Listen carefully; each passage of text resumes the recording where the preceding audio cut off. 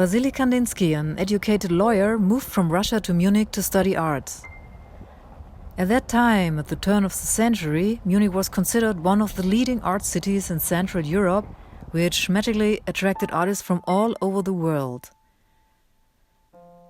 With his new artist friends, Gabriele Münter, Alexei Yavlensky and Franz Marc, an enormous art movement developed under Kandinsky's strong influence. The non-figurative art, it all started right here, over 100 years ago.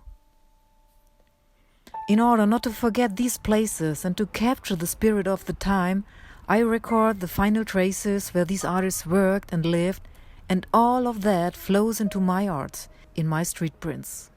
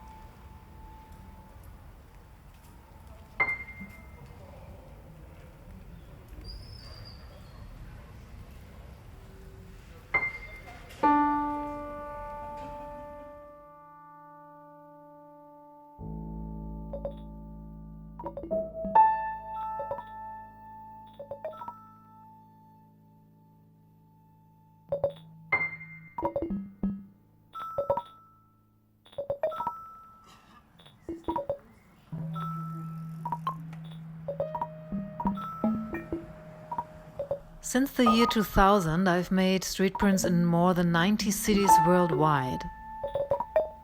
In my work, I deal with the question how time, places and events can be captured and preserved in all their complexity.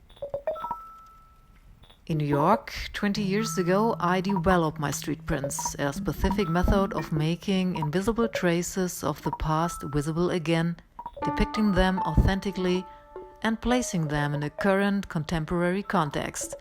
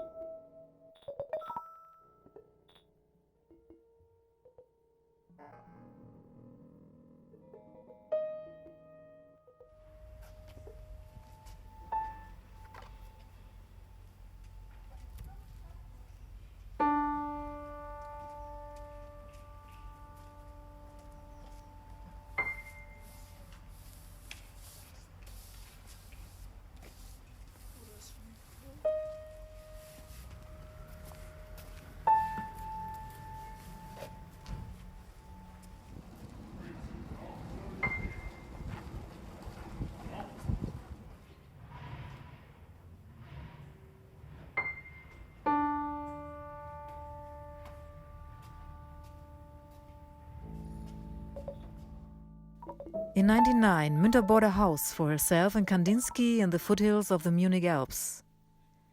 They spent their summers there until 1914. They painted and met artists' friends.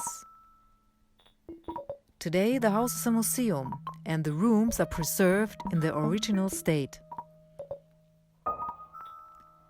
The outbreak of the First World War in 1914 marked the end of the Blue Rider group.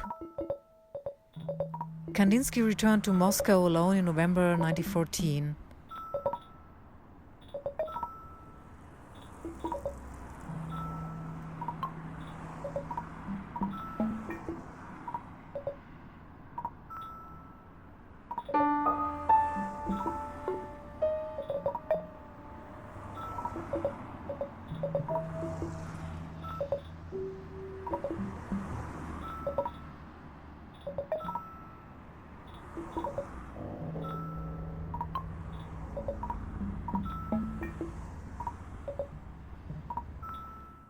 Later, Kandinsky went to the Bauhaus in Dessau, Germany, as a professor and then to Paris, where he died in 1944.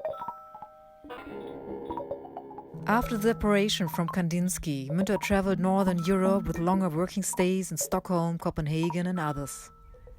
She returned to Murnau by Munich in 1931, where she lived mainly until her death in 1962.